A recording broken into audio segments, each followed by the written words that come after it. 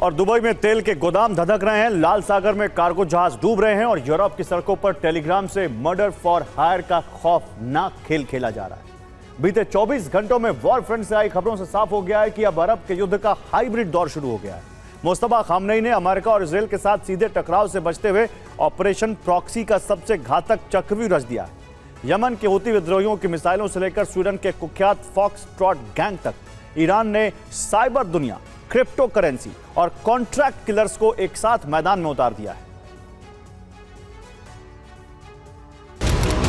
5 अगस्त सुबह नजरान सऊदी अरब ballistic missile से हमला। 5 अगस्त दोपहर यानबू लाल सागर तेल टैंकर पर हमला।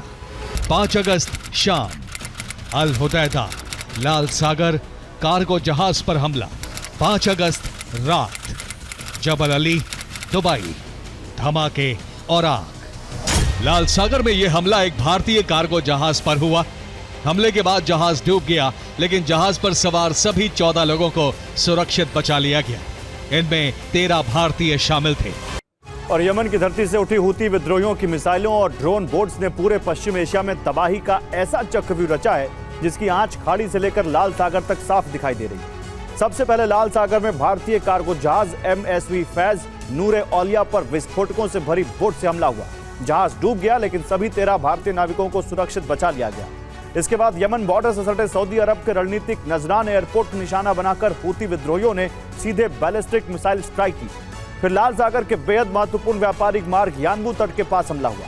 सऊदी अरब के विशालकाय तेल टैंकर वफा पर बैलिस्टिक मिसाइल दागी गई ताकि अंतर्राष्ट्रीय ईंधन आपूर्ति की कमर तोड़ी जा सके। और आखिर में खाड़ी के सबसे सुरक्षित व्यावसायिक केंद्र दुबई के जबल अली पोर्ट के पास महज 20 मिनट में 7 धमाके हुए और पूरे इलाके का फ्यूल स्टोरेज आग के शोलों में तब्दील हो गया। Global choke point number 1 Hormuz strait, 20% कच्चे तेल का रास्ता जाम। Global choke point number 2 Bab el Mandeb strait, Europe की सप्लाई चेन पर चोट। तेहरान ने अब सीधे मोर्चे पर उतरने के बजाय असिमेट्रिक वॉरफेयर, साइबर ऑपरेशंस और प्रॉक्सी नेटवर्क के जरिए एक हाइब्रिड युद्ध का नया चरण शुरू कर दिया है। इस नए तरह के युद्ध का मकसद है सीधे युद्ध में शामिल हुए बिना पूरे पश्चिम एशिया और यूरोप में आर्थिक अराजकता फैलाना, ताकि अमेरिका, इजराइल और उनके सहयोगियों को सुरक्षा और अर्थव्यवस्था के मोर्चे पर एक साथ बैकफुट पर ढकेला जा सके। और समंदर के बाद अब बारी यूरोप की है। रिपोर्ट है कि ईरान से यूरोप तक एक पूरा हाइब्रिड नेटवर्क ऑपरेट हो रहा है, जिसका कमांड सेंटर तेहरान में। पश्चिमी जांच एजेंसियों के मुताबिक यूरोप तक फैले मर्डर फॉर हायर नेटवर्क के जरिए स्थानीय अपराधियों का इस्तेमाल कर यूरोप के नेताओं की टारगेट किलिंग करने की और उसकी साजिश रची जा रही है। भर्ती के लिए टेलीग्राम जैसे एनक्रिप्टेड ऐप्स का इस्तेमाल होने का आरोप है, जबकि भुगतान क्रिप्टो करेंसी और डॉलर में किए जाने की बात जांच रिपोर्ट्स में कही गई है। निशाने पर नाबालिग और लोकल गैंगस्टर बताए जा रहे हैं। स्वीडन के कुख्यात फॉक्सट्रॉट गैंग, फ्रांस के क्रिमिनल नेटवर्क और अंतर्राष्ट्रीय ड्रग कार्टेल जैसे आपराधिक नेटवर्क को इस ऑपरेशन का हिस्सा बताया जा रहा है। रिपोर्ट्स के मुताबिक ईरान के इस नए हाइब्रिड वॉरफेयर के निशाने पर ब्रिटेन, नीदरलैंड और फ्रांस के बड़े नेता, यूरोप के देशों में मौजूद यहूदी संगठन और US इजरायल के दूतावास हो सकते हैं। हिजबुल्लाह की गवर्निंग काउंसिल में IRGC कमांडरों की सीधी तैनाती करके लेबनान फ्रंट को एक्टिव किया है।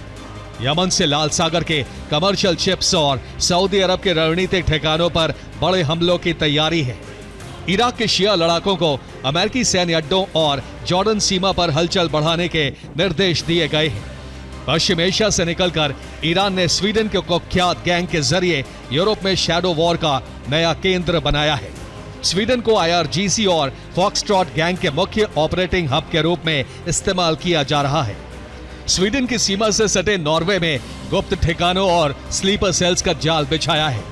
डेनमार्क, फिनलैंड, बेल्जियम और यहां तक कि ब्रिटेन में भी अस्थिरता फैलाने के लिए IRGC के इशारे पर काम जारी है। और किसी भी जंग में हमले के साथ खुद के बचाव का भी मजबूत इंतजाम जरूरी है। लेकिन अब यूक्रेन इसी मामले में रूस से पिछड़ चुका है। यूक्रेन अपनी ड्रोन शक्ति से रूस की रिफाइनरी जला रहा है, कई बड़े हमले कर रहा है, लेकिन यूक्रेन का डिफेंस करीब करीब शून्य हो चुका है। यूक्रेन में पेट्रियट मिसाइलें खत्म हो चुकी हैं और रूस अब यूक्रेन की राजधानी कीव को जलाने का मिशन चला रहा है। एक बार फिर कीव पर रूस ने बड़ा हमला किया है। लेकिन तबाही के बीच रेस्क्यू के अलावा कुछ नहीं कर सकता है, क्योंकि यूक्रेन के पास कीव को बचाने का हथियार ही नहीं। कीव पर नॉर्थ कोरिया के मिसाइलों से हमले, कीव पर कई KN-23 बैलिस्टिक मिसाइलों से हमले हुए। क्लस्टर KN-23 मिसाइलों से कीव में भारी तबाही हुई है। यूक्रेन पर नॉर्थ कोरिया की 120 मिसाइलें इस्तेमाल होंगी। नॉर्थ कोरिया रूस में 6 मिसाइल लॉन्चर तैनात करने वाला है। नॉर्थ कोरिया के 90 सैनिक वोरोनिश इलाके में तैनात होंगे।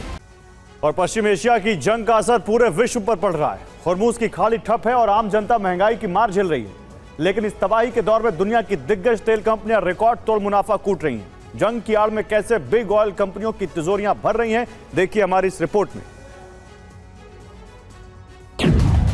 अमेरिका की सबसे बड़ी तेल कंपनी एक्सॉन मोबिल ने दूसरी तिमाही में $14.5 अरब यानी 1.2 लाख करोड़ रुपए से ज्यादा का मुनाफा कमाया, जो 4 सालों का सबसे बड़ा रिकॉर्ड है। शेवरॉन का मुनाफा 6 साल के उच्च स्तर पर पहुंचकर $12 अरब हो गया।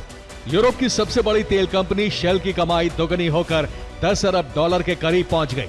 BP का मुनाफा दोगुने से ज्यादा बढ़कर $5.73 अरब हो गया। तो वहीं फ्रांस की टोटल एनर्जीज की कमाई में 67% का उछाल आया। खाड़ी के दिग्गज कंपनी सऊदी अरामको ने भी $32.69 अरब का भारी भरकम मुनाफा कमाया है। जब आपूर्ति संकट या युद्ध के कारण कीमतें अचानक बहुत बढ़ जाती हैं, तो कंपनियों को मिलने वाला अतिरिक्त मुनाफा विंडफॉल प्रॉफिट कहलाता है। हॉर्मुज बंद होने से बाजार में तेल की आपूर्ति कम हो गई, लेकिन इसकी मांग वैसी ही बनी रही या बढ़ती रही। जब आपूर्ति कम होती है और मांग बनी रहती है, तो कीमतें तेजी से बढ़ जाती हैं।